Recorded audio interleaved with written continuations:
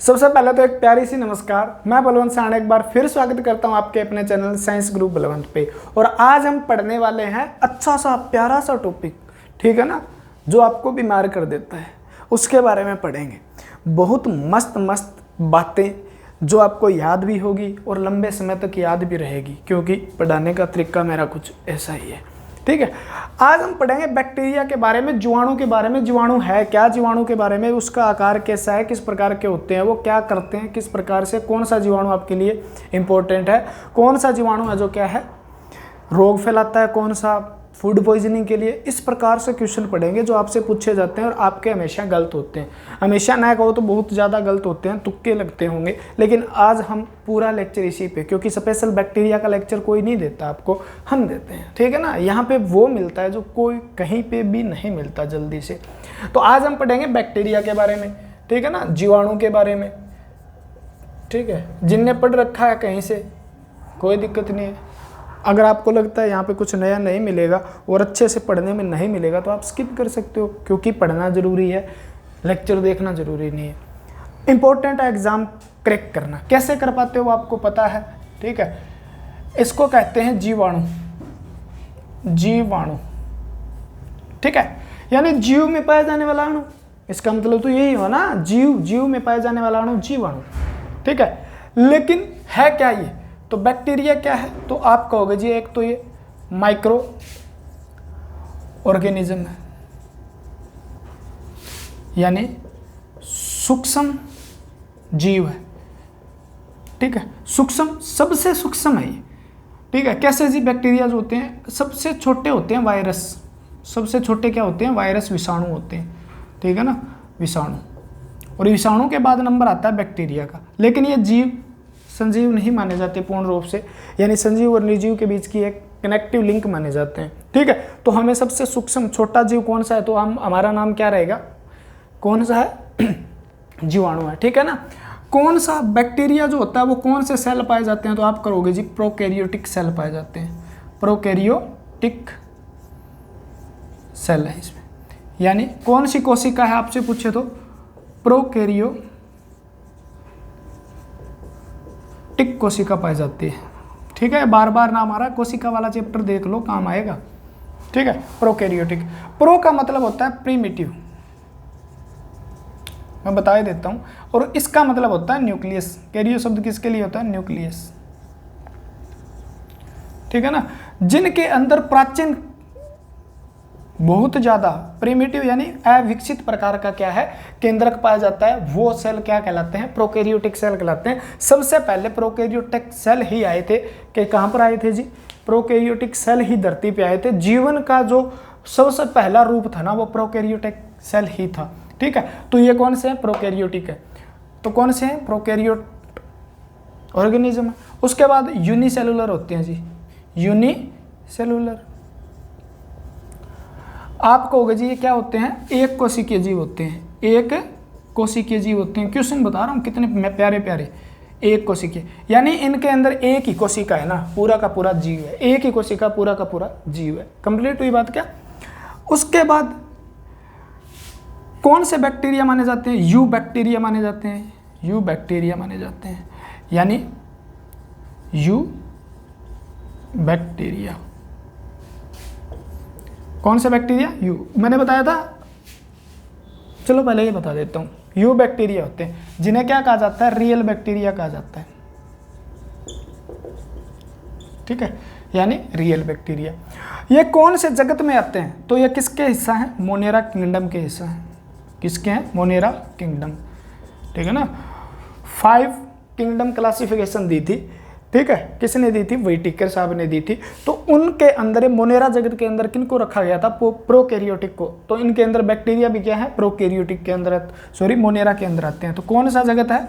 Monera जगत के ये हिस्सा है, मोनेरा जगत के ये हिस्सा है। तो किस जगत के? मोनेरा जगत के, ठीक है।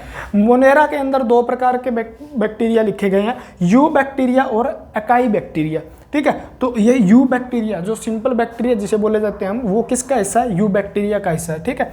मोस्टली क्या होते हैं? पैथोजन होते हैं, मोस्टली पैथोजन है, यानी ज़्यादातर रोग फैलाने वाले कारक माने जाते हैं, ज़्यादा रोग फैलाने वाले ज़्यादातर ये क्या होते हैं, रोग फैलाने वाले ही होते हैं। ज़्यादातर क्या करते हैं, रोग ही फैलाते हैं, चाहे किसी में वो प्लांट के अंदर, एनिमल के अंदर रोग फैलाने का काम करते हैं। हाँ जी, ठीक है। इनके अंदर रेस्पिरेशन होता है वो एरोबिक रेस्पिरेशन होता है, ये बात भी लिख लेना, ठीक है।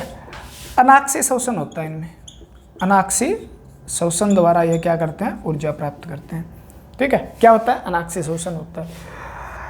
इनके अंदर रिप्रोडक्शन होता है, वो कैसा होता है, एसेक्सुअल रिप्रोडक्शन होता है, ठीक है। यानी कौन सा, अलैंगिक जनन होता है, क्वेश्चन पूछ लिए जाते हैं इसमें, कौन सा होता है, अलैंगिक जनन।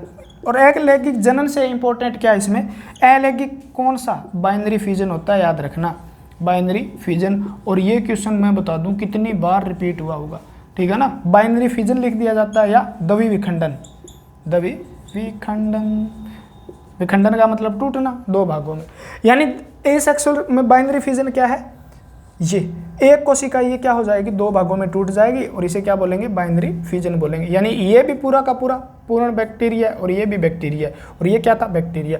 यानी ये तो अब कितने भागों में टूट गया, दो, इस भाग को क्या बोलेंगे, बाइनरी फ्यूजन, ठीक है। बाकी रिप्रोडक्शन में मैं अच्छे से करवा देता हूँ, वहाँ पे देख लेना, क्योंकि यहाँ पर हम बैक्टीरिया के बारे में अच्छे से वो चीज़ें नहीं पढ़ रहे जो ज़्यादा टाइम का है, क्लियर। तो एसेक्सुअल रिप्रोडक्शन हो गया, क्वेश्चन आ गया जी। कौन सा श्वसन होता है, अनाक्षी श्वसन, मोस्टली पैथोजन है, ठीक है, मोनेरा किंगडम के हिस्सा है। यू बैक्टीरिया यूनिसेलुलर होते हैं, प्रोकैरियोटिक होते हैं, ठीक है, माइक्रो ऑर्गेनिज्म होते हैं, ठीक है। बाइनरी फ्यूजन वाली बात फिर है, सबसे ज़्यादा इंपॉर्टेंट है, याद रख लेना। इसके बाद आपको क्वेश्चन पूछा जाता है, सबसे पहले इसकी खोज कब हुई थी, 1683 ईस्वी में, किसने की थी, ल्यूवेन हॉक, ठीक है, किसने की थी, ल्यूवेन हॉक ने की थी। और किस पे की थी, जो टीथ के अंदर जो पाया जाता है ना, टीथ वेस्टिस, ठीक है, जो गंदा पदार्थ दांतों में जम जाता है, हम खुरचन बोलते हैं, दांतों की खुरचन है, उसके अंदर क्या देखा गया था, ल्यूवेन हॉक द्वारा सबसे पहले बैक्टीरिया देखा गया था, ठीक है। नाम क्या दिया था, याद नहीं रखना, ठीक है। और उसके बाद इसका नाम दिया था 1829 में, किसने दिया था, तो आप लिख लो, एरेनबर्ग, एरेनबर्ग, ठीक है ना, एरेनबर्ग द्वारा नाम दिया गया था। क्या नाम दिया गया था, बैक्टीरिया। तो जीवाणु का नाम किसने दिया, तब आपका क्या रहेगा, एरेनबर्ग रहेगा, ठीक है ना। और जीवाणु की खोज किसने की, ल्यूवेन हॉक ने की थी। और अब देख लो, ल्यूवेन हॉक ने खोज की, तो जीवाणु विज्ञान को क्या कहते हैं, बैक्टीरियोलॉजी। बैक्टीरियोलॉजी क्या है, तो स्टडी ऑफ बैक्टीरिया। यानी जीवाणु विज्ञान क्या है, जीवाणु विज्ञान क्या है, तो आपका आंसर क्या रहेगा, जीवाणुओं का अध्ययन, जीवाणुओं का अध्ययन है, बात कंप्लीट हुई। जीवाणु के अध्ययन को बैक्टीरियोलॉजी बोलते हैं, ठीक है। अब यहाँ से क्वेश्चन आता है, मैं इसको साफ करता हूँ, थोड़ा सा मज़ा नहीं आएगा मेरे को पढ़ाने में। अब दूसरा क्वेश्चन क्या आता है, बैक्टीरियोलॉजी आपसे पूछा जाता है, फादर ऑफ बैक्टीरियोलॉजी किसे कहा जाता है, फादर ऑफ बैक्टीरियोलॉजी, यानी जीवाणु विज्ञान का जनक किसे कहा जाता है, जीवाणु विज्ञान का जनक किसे कहा जाता है, तो आप लिख लेना ऊपर वाला, ल्यूवेन हॉक। जीवाणु विज्ञान का जनक किसे कहा जाता है, ल्यूवेन हॉक को कहा जाता है। जिन्होंने खोज की थी उनको सम्मान देने के लिए क्या कर दिया जाता है, किसी न किसी का पिता बना दिया जाता है। पिता का मतलब ये नहीं है बैक्टीरिया उनसे जन्मे थे, ठीक है ना, बैक्टीरिया उनसे नहीं जन्मे थे, इसका मतलब उन्होंने सबसे पहले देखा था, तो उनको क्या दिया, सम्मान दिया जाता है। जैसे आपको साइटोलॉजी का जनक किसको, रॉबर्ट हुक को, क्योंकि रॉबर्ट हुक ने सबसे पहले कोशिका की खोज की थी, ठीक है ना। तो इस प्रकार से उनको क्या कर दिया जाता है, उनका सम्मान देने के लिए जनक मान लिया जाता है, पिता कहा दिया जाता है, क्लियर है। अब एक क्वेश्चन और बताता हूं यहां से, मॉडर्न, ठीक है, मॉडर्न बैक्टीरियोलॉजी के फादर किसे माना जाता है, बैक्टीरियोलॉजी, यानी आधुनिक जीव विज्ञान, आधुनिक जीवाणु विज्ञान, जीवाणु विज्ञान का जनक किसे कहा जाता है, तब आपका आंसर क्या रहेगा, रॉबर्ट कोच रहेगा, याद कर लेना, रॉबर्ट कोच रहेगा। और रॉबर्ट कोच के बारे में आप बताना, रॉबर्ट कोच से दूसरा क्वेश्चन क्या आता है। ठीक है, तो रॉबर्ट कोच क्या माने जाते हैं? मॉडर्न बैक्टीरियोलॉजी के जनक माने जाते हैं। क्या माने जाते हैं? बैक्टीरियोलॉजी के जनक माने जाते हैं। ठीक है, हो जाएगा। पहला क्वेश्चन माइक्रो ऑर्गेनिज्म, सूक्ष्म जीव है। ठीक है, विषाणु के बाद किसका नंबर आता है? बैक्टीरिया का नंबर आता है। तो जीवों के अंदर सबसे छोटे हैं वो क्या है? बैक्टीरिया ही है। ठीक है, उसके बाद प्रोकैरियोटिक है, यूनिसेलुलर है जी, यू बैक्टीरिया होते हैं, मोनेरा जगत में आते हैं, मोस्टली पैथोजन रोग फैलाने का काम करते हैं, अनाक्सिस श्वसन होता है, एसेक्सुअल रिप्रोडक्शन होता है और बाइनरी फिजन होता है उसके अंदर। ठीक है, खोज कब हुई थी? 1683 में। किसने की थी? ल्यूएनहोक द्वारा की गई थी। 1829 में एनबर्ग द्वारा इसको नाम दिया गया था बैक्टीरिया। बैक्टीरिया विज्ञान जो है उसे क्या बोलते हैं? बैक्टीरियोलॉजी बोलते हैं। तो बैक्टीरियोलॉजी के जनक किसे कहा जाता है? ल्यूएनहोक को कहा जाता है। Father of bacteriology Leeuwenhoek. Modern bacteriology को रॉबर्ट कोच को कहा जाता है। किसको कहा जाता है? रॉबर्ट कोच को कहा जाता है। तो ये बातें आप याद रख लेना जीवाणु के विषय में, छोटी छोटी लेकिन बड़ी बातें, छोटी छोटी लेकिन बड़ी बातें पेपर के लिए। एक भी क्वेश्चन यहाँ से आ गया, आपके सारे क्वेश्चन होने के चांसेस रहेंगे अगर आपने लेक्चर देखा है। बैक्टीरिया से कोई भी क्वेश्चन आ जाए, सारा इतने करवा दूंगा, इतना करवा दूंगा, जहाँ तक क्वेश्चन बनते हैं ना वहाँ तक ठीक होगा। ठीक है, उसके बाद इसका जो संरचना है वो क्या है, इसकी कंपोजिशन है, इसके किस प्रकार से बना हुआ है, ये चीज़ पढ़नी होती है हमें। ठीक है, क्वेश्चन पूछ लिया जाता है प्लाज्मिड क्या है। ठीक है, उसके बाद आपसे मिजोजोम क्या है, न्यूक्लियोइड क्या है, सर्कुलर डीएनए क्या है, तो इन चीज़ों के बारे में, एनवेलोप क्या है। ठीक है, मेम्ब्रेन किससे बनी होती है, तो ये क्वेश्चन भी आपसे पूछे जाते हैं। ठीक है मेरे प्यारे प्यारे स्टूडेंट, मैं बता देता हूँ आपको एक बात, पढ़ना उतना ही इम्पोर्टेंट है। ठीक है, जितना और काम करना है उससे ज़्यादा इम्पोर्टेंट क्या रहेगा? पढ़ना रहेगा। अगर आप पढ़ते हो ना, नौकरी लग जाओगे और बहुत मज़ा आने वाला है अपनी लाइफ के अंदर।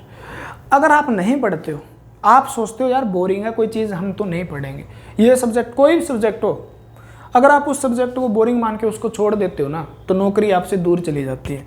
कोई भी सब्जेक्ट हो आपको नहीं आता हो, किसी का किसी सब्जेक्ट में, सभी का सभी सब्जेक्ट में इंटरेस्ट नहीं होता। किसी का साइंस में इंटरेस्ट है, किसी का मैथ में, किसी का रीजनिंग में, किसी का हिंदी में, किसी का इंग्लिश में, किसी का पॉलिटी में, किसी ज्योग्राफी में, अलग अलग सब्जेक्ट में अलग अलग इंटरेस्ट होता है। लेकिन वो तो इंटरेस्ट है, बाकी में भी इंटरेस्ट बनाना पड़ेगा। कोई भी सब्जेक्ट हो सभी पढ़ने पड़ेंगे, क्योंकि स्टूडेंट जो है कम्पिटिटिव एग्जाम के लिए जो प्रिपेयर हो रहा है ना, उसके लिए सभी इंपॉर्टेंट है। सभी जो भी समझ में नया आए उसको देखते रहो।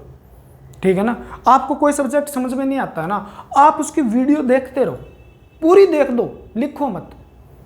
जितनी वीडियो है स्पीड बढ़ा के देख दो, दूसरी बार देख दो, एक दिन में या 2 दिन में कोई भी स्पीड बढ़ा के वीडियो पूरी देखी जा सकती है किसी भी सब्जेक्ट की, मेरा ये मानना है। ठीक है, कितने घंटे का, 100 घंटे का सब्जेक्ट होगा ज़्यादा से ज़्यादा 50 घंटे लग जाएंगे 2 की स्पीड पे। ठीक है ना, तो उसको आप देखोगे ना, 4-5 दिन बाद, 6 दिन बाद आपका उस सब्जेक्ट में इंटरेस्ट आना शुरू हो जाएगा, क्योंकि एक बार आपके दिमाग से वो चीज़ें निकल गई। ठीक है ना, पहले जो भी काम करते हैं मुश्किल होता है, कोई भी आसान नहीं होता। तो आपको हर सब्जेक्ट पढ़ना है। मैं नहीं कहता साइंस ही पढ़ो, आप पूरा साइंस ही पढ़ो, नहीं, हर सब्जेक्ट पढ़ो, जितना ज़रूरी है उतना पढ़ो। ठीक है ना, महान ज्ञाता बनने की कोशिश मत करना किसी भी सब्जेक्ट में भी, मैं साइंटिस्ट बन जाऊंगा साइंस पढ़ के, यहाँ पे साइंटिस्ट नहीं बनते, मैं बता देता हूँ। ठीक है, यहाँ पर आप गवर्नमेंट जॉब के लिए प्रिपरेशन कर रहे हो, उतना ही पढ़ो, उससे ज़्यादा न तो पढ़ने की ज़रूरत है, न उससे कम पढ़ने की ज़रूरत है। क्लियर है बात? तो हम पढ़ने जा रहे हैं फिर बैक्टीरिया के बारे में, संरचना क्या है इसकी। ठीक है, एक मैं डायग्राम बनाता हूँ, ये है बैक्टीरिया आपका, मान लो। ठीक है, एक ये बना देता हूँ इसके ऊपर, और एक ये बात और बना देता हूँ मैं। ठीक है, देखो इस चीज़ को समझना है, एक एक बात को एक एक बात समझाऊंगा मैं यहाँ पे। ये बैक्टीरिया मान लो, ये ठीक है, तो इस पे 3 लाइन लगा लो आप, 1 2 और 3 हो गई। ठीक है, एक इधर वाली संरचना इस प्रकार से ये भी लगा लो, काम आएगी। ठीक है, ये बैक्टीरिया की संरचना हो गई। कुछ चीज़ें अलग से है, वो साथ साथ में बताऊंगा। तो पहले लिखो स्ट्रक्चर ऑफ बैक्टीरिया, यानी इसके ऊपर क्या है, एनवेलोप।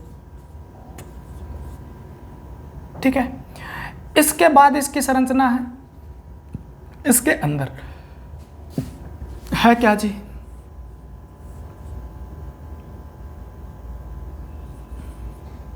गैलो कैलिक्स। एक एक बात अच्छे से समझेंगे, सेल वॉल और सेल मेम्ब्रेन, प्लाज्मा मेम्ब्रेन भी बोल देते हैं, याद रखना। ठीक है, उसके बाद एक संरचना आपको दिखाई देगी जी, फ्लैजिला। उसके बाद आपको एक संरचना दिखाई देगी जी, मीजोसोम। उसके बाद एक इसके अंदर संरचना दिखाई देगी, न्यूक्लियोइड। उसके बाद एक संरचना दिखाई देगी, प्लाज्मिड। ठीक है, ये बैक्टीरिया की पूरी संरचना हो जाएगी। ठीक है, आप लिखना चाहो तो एक और लिख सकते हो, साइटोप्लाज्मा। पहली बात तो कौन सा ये बैक्टीरिया जो है, ये क्या है, बैक्टीरिया एक। ठीक है, और इस जो ये सेल है ना, एक ही सेल से बना हुआ है क्या, प्रोकैरियोटिक है। तो प्रोकैरियोटिक के अंदर जो बातें हैं ना, वो तो ये पूरी करेगा। ठीक है, इसके अंदर कुछ अलग सी संरचना है, जैसे यहाँ से अगर इसको मैं इस प्रकार से फोल्ड कर देता हूँ तो एक संरचना बन जाती है जिसको अलग नाम दिया जाएगा। फिर यहाँ से एक ऐसा आकृति का हमें क्या मिलेगा, देखो इसके थोड़ा बहुत चिपका हुआ गोल गोल ये संरचना। इस तीनों संरचना को बोलते हैं, देखो क्या बोलते हैं, एनवेलोप। ठीक है, इसके अंदर ऊपर वाली इसे क्या बोलते हैं, गैलो कैलिक्स। याद रखना, ये क्या है जी, भित्ति है, सेल वॉल है, भित्ति है। ये क्या है जी, झिल्ली है, कोशिका झिल्ली है। यानी एनवेलोप जो है, तो आप यहां पे लिख सकते हो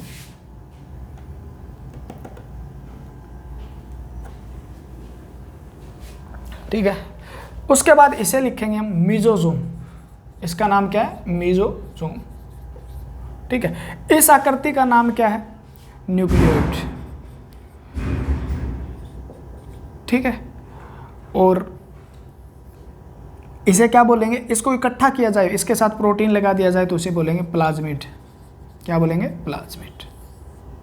ठीक है, इसका नाम क्या है, फ्लैजिला। ठीक है, और छोटी होती है एक, जिसे पिलाई बोलते हैं, पिलाई छोटी इस प्रकार क्या करती है, पढ़ो तो सही है, नहीं कोई जरूरी नहीं। एनवेलोप क्या है, तो इसके बारे में क्वेश्चन पूछिए। ठीक है ना, 3 लेयर स्ट्रक्चर है एक। ठीक है, करता क्या है जी, प्रोटेक्ट करने का काम करता है, प्रोटेक्शन करने का काम करता है, यानी इसकी सुरक्षा। ठीक है, क्या करता है, इसकी सुरक्षा करने का बाह्य परत है। ठीक है, ये 3 लेयर से मिलकर बनी होती है। बाह्य को क्या बोलते हैं, गैलो कैलिक्स बोलते हैं। क्या बोलते हैं, गैलो कैलिक्स। है क्या, नॉन प्रोटीन स्ट्रक्चर है, नॉन प्रोटीन स्ट्रक्चर है, यानी बिना प्रोटीन की संरचना है। ठीक है, करता क्या है, सबसे बाहर है तो सबसे बाहरी लेयर करती क्या है, प्रोटेक्शन देती है, इसे सुरक्षा देने का काम करती है, बात याद रख लेना। ठीक है, तो इसका एक्ट जो है वो क्या है, प्रोटेक्शन देने का है, ये वाली। इसके अंदर वाली क्या है, भित्ति। इसके अंदर वाली, इसकी दूसरी लेयर का नाम क्या है, सेल वॉल। सेल वॉल यानी कोशिका भित्ति लिख लो आप, कोशिका भित्ति। नोट्स बनाने के लिए बहुत जबरदस्त क्लास है। ठीक है, कोशिका भित्ति किससे बनी होती है, तो आपका मोस्ट इंपॉर्टेंट क्वेश्चन है, पेपिडो ग्लाइकेन से बनी होती है, याद रखना, पेपिडो ग्लाइकेन किससे बनी होती है, पेपिडो ग्लाइकेन से। 1 मिनट वेट करना।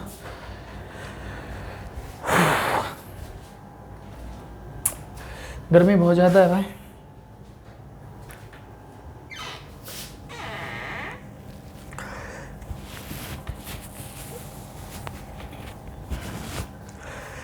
ठीक है, तो किससे बनी होती है? पेप्टिडोग्लाइकेन से बनी होती है, याद रखना। कोशिका भित्ति किससे बनी होती है? पेप्टिडोग्लाइकेन। और इसको क्या देती है? शेप देने का काम करती है, शेप प्रोवाइड, ठीक है, यानी आकार देने का काम करती है। क्योंकि ये क्या होती है? थोड़ी रिजिड होती है जी, क्या होती है? और हार्ड भी होती है, यानी आप सीधा लिख लो कठोर होती है, ठीक है। यानी ये वाली है उसे क्या बोलेंगे? भित्ति बोलेंगे। क्या बोलेंगे? भित्ति। क्या बोलेंगे? भित्ति बोलेंगे, ठीक है ना। ये भित्ति कहा जाता है। और भित्ति किससे बनी है? पेप्टिडोग्लाइकेन से बनी है, ठीक है। फिर क्या है? यानी इसका शेप जो आकृति होगी ना वो इसके कारण होगी, सेल वॉल के कारण। इसके बाद सेल मेम्ब्रेन, सेल मेम्ब्रेन लिख लो, ठीक है ना। यानी कोशिका भित्ति झिल्ली लिख लो, प्लाज्मा मेम्ब्रेन लिख लो इसकी जगह, कोई दिक्कत नहीं है। ये क्या है जी? ठीक है। तो ये जो होती है आप कह सकते हो करती क्या है? ये सिर्फ और सिर्फ मैं बताऊं, सबसे अंदर का भाग है, सॉफ्ट है। क्या है? सबसे अंदर का भाग है, सॉफ्ट है, ठीक है। इससे इंपॉर्टेंट क्या है? ठीक है, एक तो ये क्या करती है? रेस्पिरेशन करती है, ठीक है। रेस्पिरेशन करने में सहायक है। और क्या काम है इसका?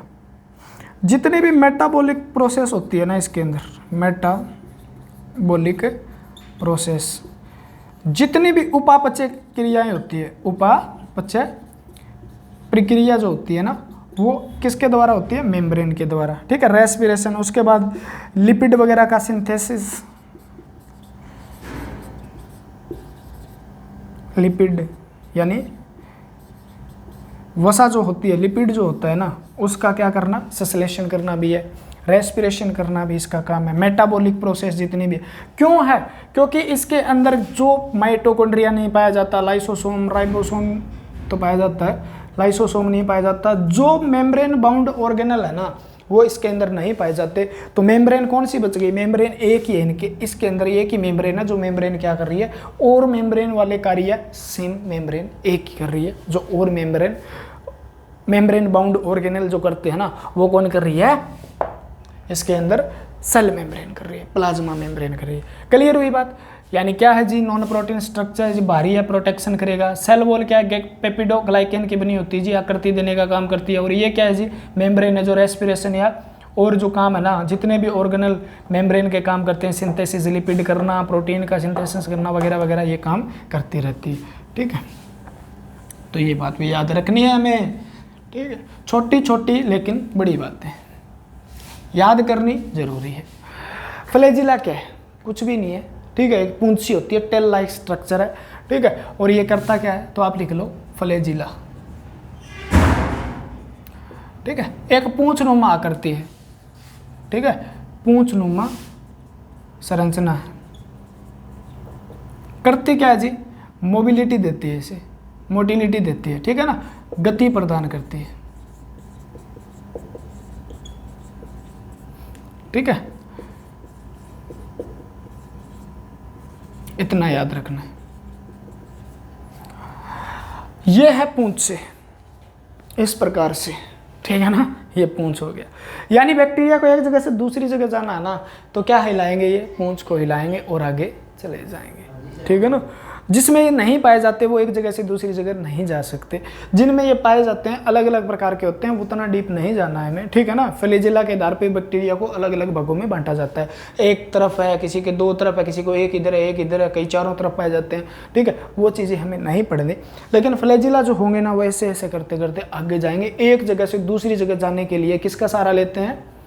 ठीक है, जिस प्रकार एक किश्ती चलती है ना उस प्रकार, ठीक है, उसी प्रकार ये चलने का काम करते हैं। तो फ्लैजिला इस प्रकार से ज़्यादा भी हो सकते हैं, एक भी हो सकता है, दो भी हो सकते हैं, अनेक भी हो सकते हैं। क्लियर है? तो मोटिलिटी प्रदान करता है फ्लैजिला, ठीक है। यानी आपसे क्वेश्चन पूछा जाता है बैक्टीरिया का चलना संभव, एक जगह से दूसरी जगह जाना संभव किसकी वजह से हो सकता है? तो फ्लैजिला की वजह से। क्लियर हुई बात? मीजोजोम क्या है? ठीक है, तो मीजोजोम क्या है? तो आप इस बात को याद रखोगे, ये वाला हिस्सा मेजोजोम, और ये क्या हो रही है? फोल्डिंग हो रही है। किसकी फोल्डिंग हो रही है? ये प्लाज्मा मेम्ब्रेन की फोल्डिंग हो रही है ना, ठीक है। तो due to formed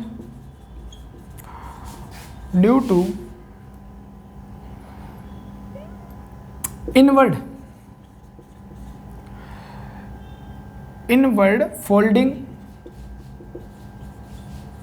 of plasma membrane.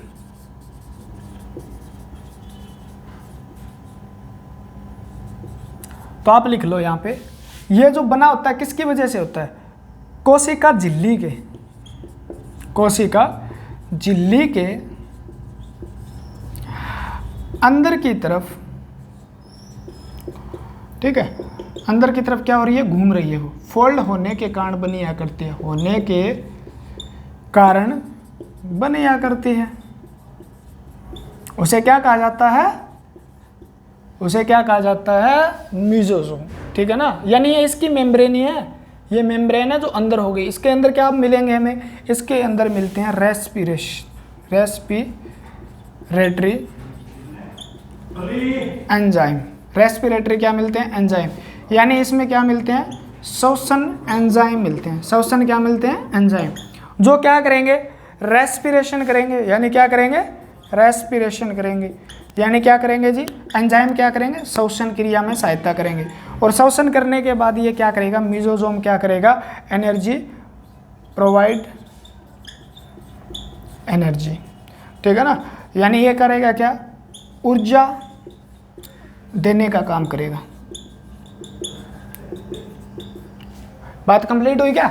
4 बातें। मेसोसोम मोस्ट इंपॉर्टेंट है, बाकी आपको फ्लैजिला वजीला याद रहे ना रहे, लेकिन मेसोसोम याद रखना, एक प्लाज्मिड याद रखना जरूरी है। ये दोनों तो मोस्ट इंपॉर्टेंट है। मेसोसोम, ठीक है ना, इन प्लेस ऑफ माइटोकॉन्ड्रिया। जिस प्रकार यूकेरियोटिक कोशिका के अंदर क्या पाया जाता है? माइटोकॉन्ड्रिया पाया जाता है। एम से याद रखोगे माइटोकॉन्ड्रिया, एम से याद रखोगे मेसोसोम। माइटोकॉन्ड्रिया हमारे शरीर के अंदर क्या करता है? ऊर्जा ग्रह कहलाता है। तो इसका ऊर्जा ग्रह कौन सा हो गया? मेसोसोम हो गया। हमारे शरीर के अंदर यूकेरियोटिक कोशिका के अंदर क्या पाया जाता है? माइटोकॉन्ड्रिया। माइटोकॉन्ड्रिया क्या करता है? रेस्पिरेशन करता है, श्वसन क्रिया करता है। तो उसी प्रकार बैक्टीरिया के अंदर श्वसन क्रिया कौन कर रहा है? मेसोसोम कर रहा है, ठीक है ना। तो रेस्पिरेशन कर रहा है, सेम वही काम कर रहा है, ठीक है ना। यानी माइटोकॉन्ड्रिया की तरह काम करने वाली एक संरचना बैक्टीरिया में पाई जाती है, उसका नाम क्या है? मेसोसोम, ठीक है ना। तो उस संरचना का मेसोसोम है, याद रखना, मेसोसोम, ठीक है। Mitochondria, mesosome. तो एंजाइम, जिस प्रकार रेस्पिरेटरी एंजाइम माइटोकॉन्ड्रिया में पाए जाते हैं, उसी प्रकार इसके अंदर पाए जाते हैं। श्वसन ग्रह बैक्टीरिया का कौन कहलाता है? ये कहलाता है। पावर हाउस बैक्टीरिया का कौन कहलाता है? मेसोसोम कहलाता है। बात को याद रखना, ठीक है ना, क्योंकि माइटोकॉन्ड्रिया तो है नहीं इसमें, मेम्ब्रेन बाउंड ऑर्गेनल तो होते नहीं है, क्योंकि प्रोकैरियोटिक सेल है ये। क्लियर हुई बात? न्यूक्लियोइड क्या है? ठीक है ना। तो आप कहोगे न्यूक्लियोइड क्या है? तो न्यूक्लियोइड कुछ नहीं है, जेनेटिक्स मटेरियल है, ठीक है। क्या है? जेनेटिक्स मटेरियल को क्या बोलते हैं? यहाँ पे आनुवांशिक पदार्थ है, उसे क्या बोला जाता है? आनुवांशिक पदार्थों को क्या बोला जाता है? क्या बोलेंगे? तो आप क्या कहोगे? इसे बोलेंगे हम न्यूक्लियोइड, ठीक है। हमारे शरीर में क्या बोला जाता है? क्रोमोसोम वगैरह है, केंद्रक कहा जाता है। वैसे तो केंद्रक तो नहीं पाया जाता इसमें, क्या पाया जाता है? केंद्रक की जगह न्यूक्लियोइड पाई जाती है। क्या पाई जाती है? न्यूक्लियोइड कहा जाता है उसे, जिसके अंदर क्या रखता है? जिसके अंदर आनुवांशिक पदार्थ होते हैं, ठीक है। तो मैंने कहा था एक प्लाज्मिड होता है, ठीक है। प्लाज्मिड क्या है जी? तो ये याद करना भी जरूरी है। ये बातें अगर लिख ली हो तो मैं प्लाज्मिड के बारे में बताता हूँ। तो न्यूक्लियोइड क्या है? जिस प्रकार हमारे सेल के अंदर यानी यूकेरियोटिक सेल के अंदर केंद्रक पाया जाता है, तो यहाँ पर केंद्रक तो होता नहीं, केंद्रक जैसी संरचना होती है मान लो, ठीक है, जिसमें मेम्ब्रेन नहीं होती, जिसके अंदर आनुवांशिक पदार्थ पाए जाते हैं, तो उसे क्या बोलते हैं? न्यूक्लियोइड बोलते हैं, ठीक है ना। जैसे मैं कह दूं ये इतना भाग है, ठीक है, इस भाग को क्या बोल दिया? यानी मैं इसके ऊपर मेम्ब्रेन वगैरह तो नहीं है, लेकिन इस भाग को क्या बोल दिया? न्यूक्लियोइड बोल दिया, ठीक है। क्या बोल दिया? न्यूक्लियोइड बोल दिया। क्लियर हुई बात? ठीक है। न्यूक्लियोइड के बाद देखो प्लाज्मिड क्या है। तो प्लाज्मिड इंपॉर्टेंट आपके लिए, ठीक है। ये आनुवांशिक पदार्थ है, जेनेटिक्स मटेरियल है, आनुवांशिक पदार्थ है। आनुवांशिक पदार्थ क्या है जी? तो आप लिख लो single circular chromosomal DNA, deoxyribonucleic acid है, ठीक है ना। यानी एकल वृत्तीय गुणसूत्रीय डीएनए। क्या ये? डीएनए।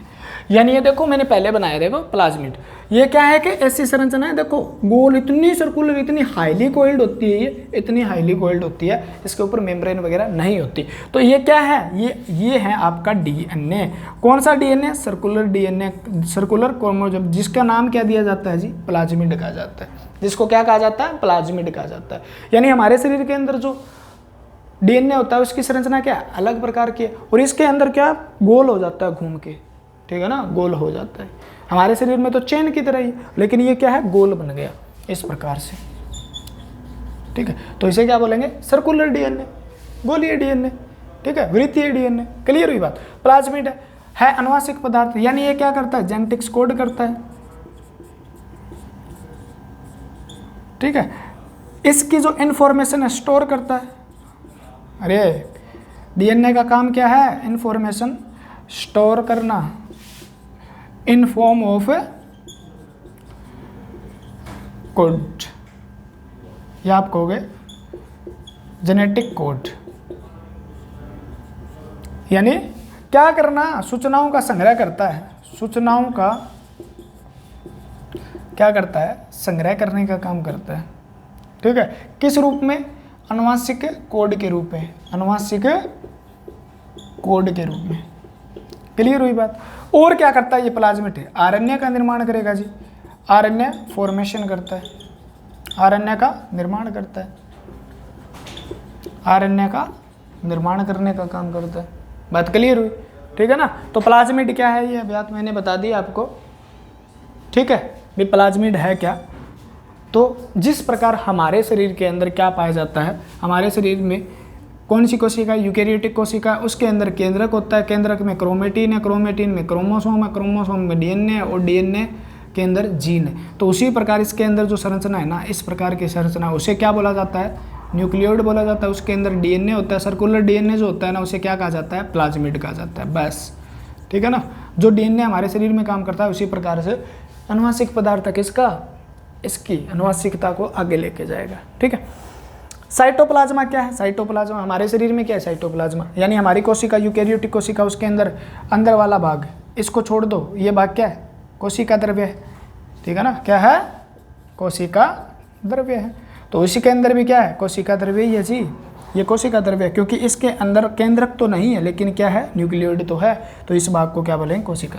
तो ये क्या है? इसका कोशिका द्रव्य है, कोशिका द्रव्य है। बात कंप्लीट हुई, ठीक है। तो आप इसमें ये बात स्पेशल लिख सकते हो, membrane bound organelle, membrane bound organelle absent होते हैं इसमें, यानी झिल्ली वाले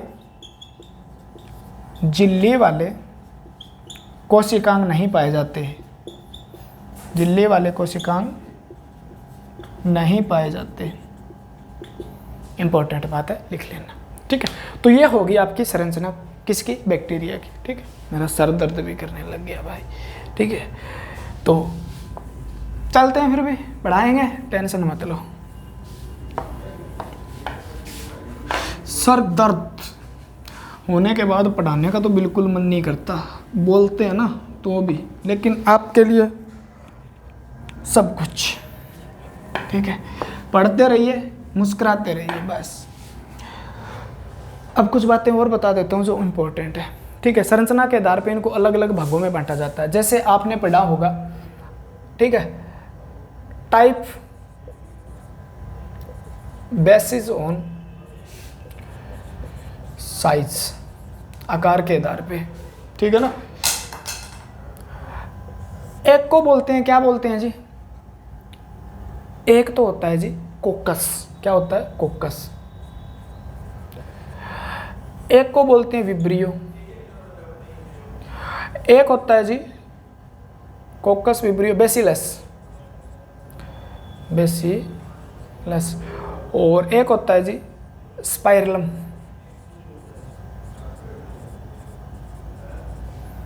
ठीक है, स्पाइरलम कोकस। हाँ, 4 प्रकार इंपॉर्टेंट आपके लिए याद कर लेना। कोकस कौन सा है जी? ठीक है, कोकस के साथ लिख लो पहले तो, ठीक है ना। विब्रियो को बोला जाता है कोमा रूपी, लेकिन विब्रियो याद रखना, ठीक है। कोकस को कोकस क्या कहा जाता है, कोकस याद रखना, ठीक है। लेकिन गोलाणु बोला जाता है हिंदी में से, गोलाणु। बेसिलस को क्या बोला जाता है, बेसिलस ही कहा जाता है। और इसे क्या बोला जाता है, स्पाइरल, ठीक है। कैसी आकृति होती है, स्पाइरल।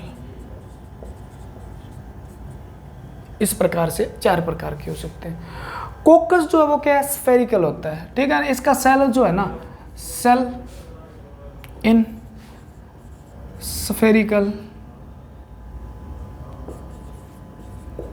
शेप, ठीक है। साइज लिख दिया गया, शेप लिख लो यहाँ पे, आकार के आधार पे। यानी इसका जो कोशिका है वो कैसी होती है, कोशिका गोल होती है, गोल आकृति की होती है। तो इसका नाम क्या रख दिया, कोकस रख दिया, ठीक है ना। जैसे आपको एक एग्जांपल दूं, डिप्लोकोकस, ठीक है, न्यूमोनिया, डिप्लोकोकस न्यूमोनिया।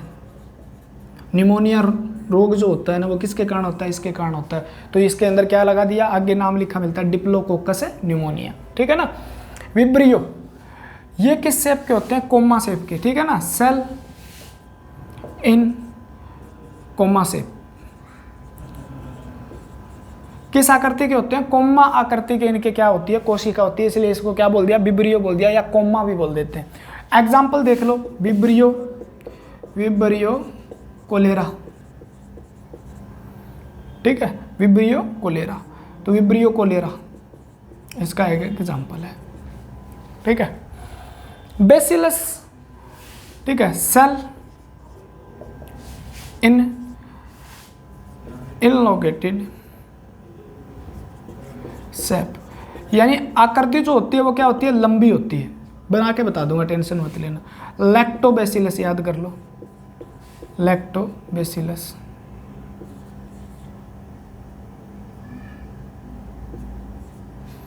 लैक्टोबैसिलस कहाँ पाया जाता है, आगे बता देंगे, ठीक है।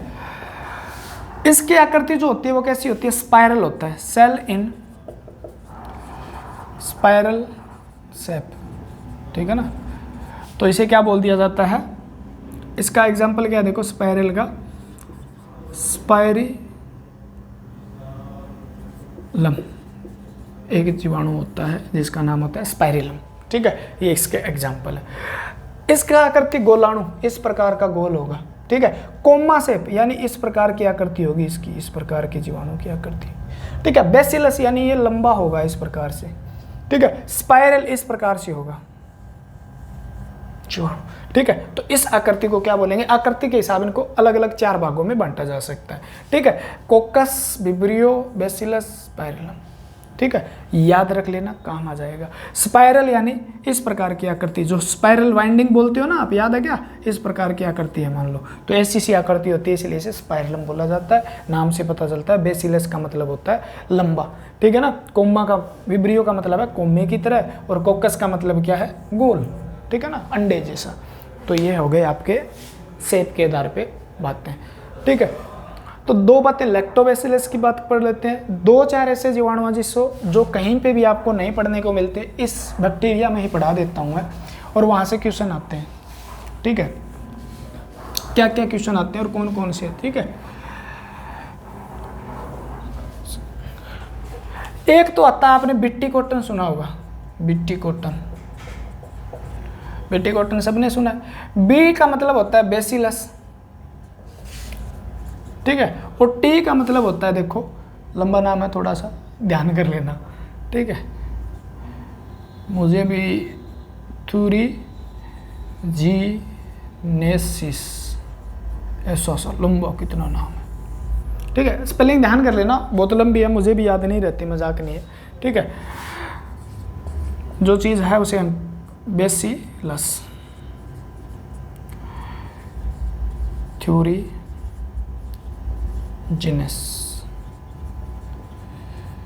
ये नाम होता है। टी की फुल फॉर्म क्या है यहाँ पे, ये है क्या, ये जीवाणु जिसके अंदर एक जीन पाया जाता है और जिस जीन के द्वारा क्या किया जाता है, जिस जीन के द्वारा एक प्रोटीन का निर्माण किया जाता है जिसे क्राई प्रोटीन कहते हैं। क्या कहते हैं? Cry protein. ठीक है। और जो क्या पाए जाते हैं बड के अंदर, बड जो होता है ऊपर वाला भाग बड होता है, उसके अंदर इंसेक्ट पाए जाते हैं, यानी कीड़े मकोड़े पाए जाते हैं। उनको क्या कर देता है, ये प्रोटीन उनको नष्ट करता है। ठीक है ना। सभी चीज़ें क्या है, इनका क्या हाइब्रिडेशन किया गया, उसके बाद इसका अलग अलग प्रकार से जीन जो होता है अलग अलग प्रकार से टच करके बनाए जाते हैं। वो चीज़ें हम बाद में पढ़ेंगे अनुवांशिकी के अंदर। यानी इस जीन के अंदर क्या पाया गया भी, एक ऐसा बैक्टीरिया था जिसके पास इंसेक्ट नहीं आते। ठीक है ना। उन्हें वो क्या कर देता है, मार देता है। तो इस इंसेक्ट के अंदर क्या, उस जीवाणु के अंदर क्या देखा गया भी, जीवाणु के अंदर ऐसा कोई ना कोई जीन पाता होगा और जीन क्या कर रहा होगा, आरएनए के लिए कोड करता होगा और आरएनए क्या करता होगा, ऐसे प्रोटीन का निर्माण करता होगा जो क्या कर दे, इन इंसेक्ट को मार रहा होगा। ठीक है। इस प्रकार की खोज हुई। तो वो जो बिट्टी था ये बेसिलस थ्योरी इसके नाम पे रखा गया, यानी एक प्रोटीन है जो क्या कर रहा है, इंसेक्ट जो होते हैं उनको मार रहा है। ठीक है। तो वो जीन किसके अंदर डाल दिया गया, कॉटन जो होती है, सिंपल जो नरमा होता है ना, कपास जो होती है, उसके अंदर वो जीन डाल दिया गया और एक नई रूप किस्म बना दी गई, बीटी कॉटन। ठीक है। तो याद कर लेना। तो बर्ड्स के इंसेक्ट पाए जाते हैं, वो क्या है, क्राई प्रोटीन जो पाया जाता है वो इसे नष्ट कर देता है। ठीक है। तो याद आ जाता है बीटी कॉटन की फुल फॉर्म क्या है, या बीटी कॉटन के अंदर किस जीवाणु का जीन डाला गया है। ठीक है। उसके बाद दूसरा क्वेश्चन आता है ई कोलाई कहाँ पाया जाता है, तो आप लिख लेना बड़ी आंत में पाया जाता है। ठीक है। बाकी मैं पढ़ा चुका हूँ। और इसे मित्र जीवाणु, फ्रेंड जो बैक्टीरिया कहते हैं, मित्र जीवाणु कहा जाता है। ठीक है। इसे क्या कहा जाता है, मित्र जीवाणु कहा जाता है। विटामिन के का निर्माण करता है, विटामिन B12 का भी निर्माण करता है। ठीक है। छोड़ दो। उसके बाद आपसे पूछा जाता है कि ट्रीटेनी, ठीक है, ट्रीटेनी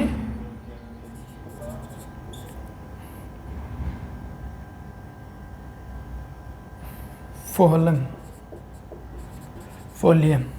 ठीक है। इस प्रकार का एक क्या है जीवाणु जो किसके लिए, ब्लडी रेन बोलते हैं जिसको, उसके लिए जिम्मेवार है।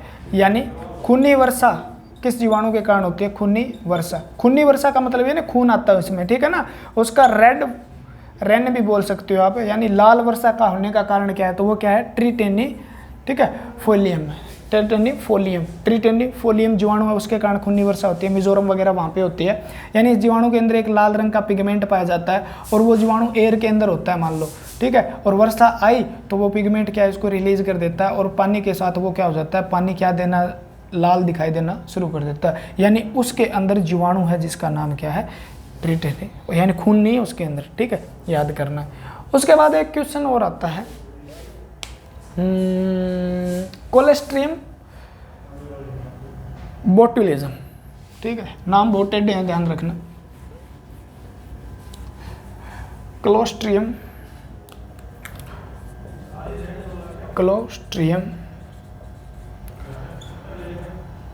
बोटुलिज्म। ठीक है। तो इस जीवाणु ये क्या करता है, फूड पॉइजनिंग के लिए जिम्मेवार है, फूड पॉइजनिंग। ठीक है ना। यानी जो खाना होता है ना उसको जहरीला बना देता है, खाने को जहरीला बनाता है। ठीक है। तो इसका नाम क्या है, क्लोस्ट्रियम बोटुलिज्म। क्लियर हुई बात क्या। ठीक है। ई कोलाई बता दिया। उसके बाद और कोई रहता है क्या, बस ये इंपॉर्टेंट थे जो आ जाएंगे। बाकी हमने क्या करना है, अभी तक तो जीवाणु से होने वाले रोग भी करने हैं। ठीक है। जीवाणु से होने वाले रोग उसके अंदर पढ़ लेंगे जब वो लेक्चर होगा, आगे होगा पीछे होगा, टेंशन मत लेना। जीवाणु से होने वाले रोग, ठीक है ना, यानी बैक्टीरियल डिजीज़ के बारे में भी हम पढ़ेंगे। यानी क्या होता है, किस प्रकार से कौन कौन से रोग होते हैं, कैसे कैसे ठीक होते हैं, कैसे कैसे इंजेक्शन होते हैं, क्या क्या सिम्टम होते हैं, अच्छे से पढ़ेंगे, कोई टेंशन नहीं है। ठीक है। तो आज के लिए इतना ही, और पढ़ते रहिए, मुस्कुराते रहिए। जय हिंद। भगवान आपका भला करेगा जल्दी से जल्दी। आज के लिए इतना। एक बार फिर आपको जय हिंद, जय भारत।